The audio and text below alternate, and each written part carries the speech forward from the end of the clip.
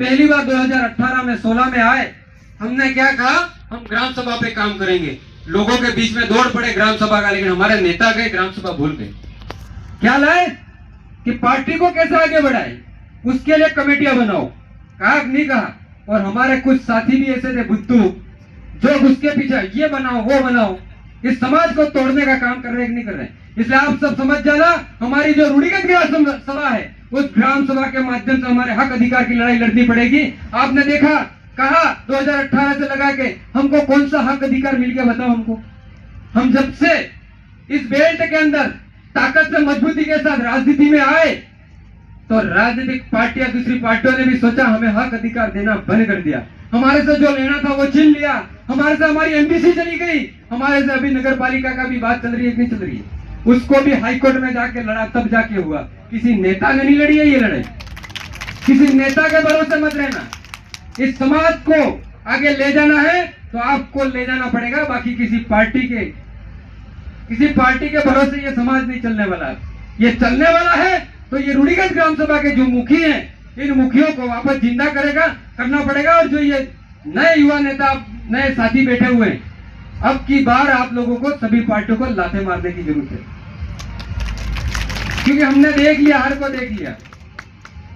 हमारे साथ टेबल पे आके जो मुखियों के साथ बात करेगी, जो पार्टी ग्राम सभा की बात करेगी, उसको अब की बार हम वोट देंगे। ये आप यहाँ से गांठ बांध लो, ये राजनीतिक बात यहाँ नहीं करनी चाहिए, ये कहोगे। लेकिन जेनेवा में बैठ के यही बात हुई थी कि हमारे हक अधिकार की बात जब आए, तब आप अपनी आवाज उठाओगे। और यूएनओ में हमारी आवाज जारी है, लेकिन यूएनओ में हमारी सरकार क्या बोल रही है पता है आपको? भारत के अंदर आदिवासी नहीं रहता, भील तो खत्म है, उसकी संस्कृति हिंदू संस्कृति से मिलती है उसकी, तो हमारी संस्कृति कहाँ गई? कई लोग कहते हैं संस्कृति, ये संस्कृति अच्छी, वो संस्कृति अच्छी। संस्कृति के नाम से आदिवासियों को खत्म करने की जो साजिश है, आपको समझ जाना है। आपको ये जो लोग हैं वनवासी से स्वर्गवासी बनाने की तैयारी कर रहे हैं। इसलिए आप जो माता बहनें बैठी है, आपकी पूरी जिम्मेदारी है अपने बच्चों को ज्यादा से ज्यादा पढ़ाना है। नौकरी तो मुझे नहीं लगता है ये सरकार आने वाले समय में आपको देगी। और हमारे नेता केवल और केवल इनको अपनी कुर्सियों की चिंता है, समाज की चिंता नहीं है। और आप, हमारी भी मजबूरी, मैं भी नेताओं पर मेरी भी मजबूरी है। मैं अगर समाज की बात करूंगा तो क्या करेंगे कि ये पार्टी में नहीं जा रहा, पार्टी में ले जाओ इसको, कहते कि नहीं कहते?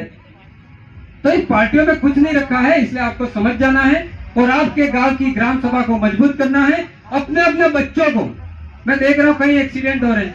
मेरा एक भाई यहाँ पे मैं बैठने गया था, उनके पापा ने कहा कि मेरा बेटा एक्सीडेंट से मर गया। मैंने कहा कहाँ लगी थी? उन्होंने बताया यहाँ लगी थी। अगर उस भाई ने हेलमेट पहना होता तो आपके बीच में जिंदा होता कि नहीं होता? आज वो लोग भी यहाँ पे आपके बीच में बैठे होते कि नहीं होते? इसलिए मैं आपके जो भी साथी और युवा, आपसे एक ही बात कहूंगा, आप हेलमेट, आपका लाइसेंस और ये जो है आपको बनाना पड़ेगा, तब जाके कुछ हो सकता है। बाकी हम लोगों को कहीं कुछ हो जाता है, फिर कहते हैं यार आ जाओ, इसने एक्सीडेंट कर दिया, इसके लिए लड़े, फिर वहां भी हम भी निराश हो जाते हैं, क्योंकि हमें संवैधानिक तरीके से लड़ना पड़ता है। इसलिए सभी माता बहना, आपसे हमारा निवेदन है कि हमारी देश की राष्ट्रपति आदिवासी है, लेकिन वो भी आदिवासी बोलने के लिए तैयार नहीं है। तो आप समझ जाओ किसके भरोसे हमारा समाज है। इसलिए आपको आपकी आर्टिकल 244(13) की ग्राम सभा गांव गांव में जाकर अभी बनानी पड़ेगी। अभी हम दिन रात, हमारे ये लोग हैं वो काम करते हैं, ग्राम सभा की बात करते हैं। ग्राम सभा आप कब बनाने आते हो पता है? जब आपकी जमीन जारी हो तो हमारी याद आती है, आप आ जाओ ग्राम सभा बना लो। अरे राजनीति वाले नेताओं के चक्कर में दौड़ते हो कि ये अभी बीजेपी की सरकार है, नाना लाल जी बचा लेंगे। अरे वो सौदा करने में थे तो तुम्हारी जमीन बचाएंगे क्या? ये एमएलए ये बचा लेगा, तुम मेरे भरोसे आ जाओगे, मैं भी नहीं बचा सकता हूं। ये बचाएंगे तो आपके संविधान में हक अधिकार मिला हुआ है। तो इस आर्टिकल 244(13) की ग्राम सभा और ये मुखी जो है उनको वापस आपको जीवित करना है, और आपकी जो जमीन है वो बच सकती है। आप मैं बता दूं, आपके कोटड़ा में जमीन जा रही है अभी, कोटड़ा के कई आदिवासियों को विस्थापित किया जा रहा है, और कोटड़ा के उन्हीं लोगों ने, आप बूथ उठा के देख लोगे, सबसे ज्यादा वो जो वहां का विधायक अभी मंत्री है उसको वोट क्यों दिया था? क्योंकि ये हमारी जमीन बचाएगा, लेकिन वो ही आगे बढ़ के और हमारी जमीन बिकवा रहा है। तो ये समझ लो, आप ये लोगों को समझ लो, क्योंकि पार्टियां उसी को टिकट देती है जो गुलामी कर सकता है। कोई भी पार्टी हो, गुलाम लोग चाहिए पार्टियों को। बाकी ऐसी बात करने वाला नेता नहीं चाहिए आपको। कोई कह देगा भाई ये कर दो, मैं तुम्हारे साथ खड़ा हूं। इसलिए सभी साथियों को मैं कुछ ज्यादा भी बोला हूं, माफ करना। माता बहनें, आपको आपकी जिम्मेदारी है। आपकी जो हम लड़ाई लड़ रहे हैं, ये अंतिम पीढ़ी बैठी है, अंतिम पीढ़ी की अंतिम लड़ाई लड़ी जा रही है। बाकी फिर तो आपकी समाधियां करने के लिए भी जगह बचने वाली नहीं, क्योंकि ये सरकार की निगाह है हमारी जमीन पे। मैं अभी पूरे भारत के अंदर साउथ में और सब जगह घूम के आया, वहां जाके देखा हमारे आदिवासियों की स्थिति यही है। और आप लोगों को मैं बता दूं कि मैं नागपुर के अंदर गया, इधर दीक्षा भूमि है नागपुर में, दीक्षा भूमि को भी देखा, उधर आरएसएस का हेडक्वार्टर है उसको भी जाके देखा। तो वहां पे जो उसका संचालक था, उससे पूछा, उसने कहा मैंने कहा मैं आदिवासी। उसने कहा नहीं, हम तो वनवासी, आपको वनवासियों के लिए बहुत काम करते हैं। मैंने कहा वनवासी का अर्थ क्या होता है और आदिवासी का क्या अर्थ होता है? तो उससे कहा मैं आपसे डिबेट करना नहीं चाहता हूँ। तो ये रणनीति जो नागपुर में बैठा हुआ आदमी कह रहा है कि आदिवासियों को हम भला कर रहे हैं, अभी वो आपके बीच में पंचशील सिद्धांत लेके आपके बीच में आएंगे। पंचशील सिद्धांत के माध्यम से आपको किस तरीके से ठगा जाएगा। आपके ये नेता बैठे हैं, कोई बीजेपी का भी होगा, कुछ भी होगा, बुरा लगेगा आपको। आपके लोग अभी पंचशील सिद्धांत लेके आपके बीच में आएंगे। क्योंकि मैं वहां गया हेडक्वार्टर में, उसने कहा हम पंचशील सिद्धांत, मैंने कहा क्या है इसमें? वो कह रहे हम आदिवासियों के लिए हॉस्टल खोलेंगे, सब करेंगे। मैंने कहा अच्छी बात है हॉस्टल खोलोगे, लेकिन कौन सी शिक्षा दोगे? हमारी शिक्षा क्या है? आज हमारा एक अभी भाई बता रहा था हमको कई अच्छी शिक्षा की जरूरत है, ये है।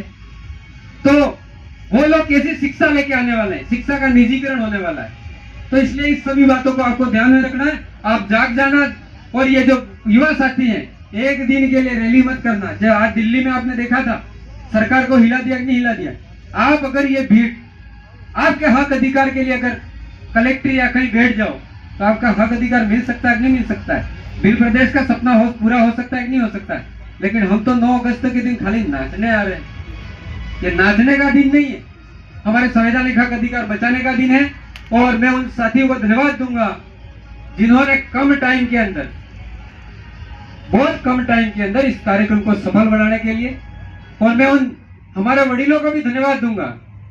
हमने जमीन ली थी, हम भरोसे थे कि हमारी जमीन पे अब की बार हम प्रोग्राम करेंगे, लेकिन हमारे ही भाइयों ने पद के लालच में, निजी स्वार्थ के लालच में हमारी पूरी जो जमीन थी उसको, वो क्या चाहते हैं पता है? वनवासी के नाम से कर दो। इस जमीन में कोई बड़ा दूसरा आदमी नहीं, अब ये दोनों भाई हैं। इस भाई को अध्यक्ष बनना है, तो ये जाके सीए को डायरेक्ट मिल जाता है कि नहीं मेरे को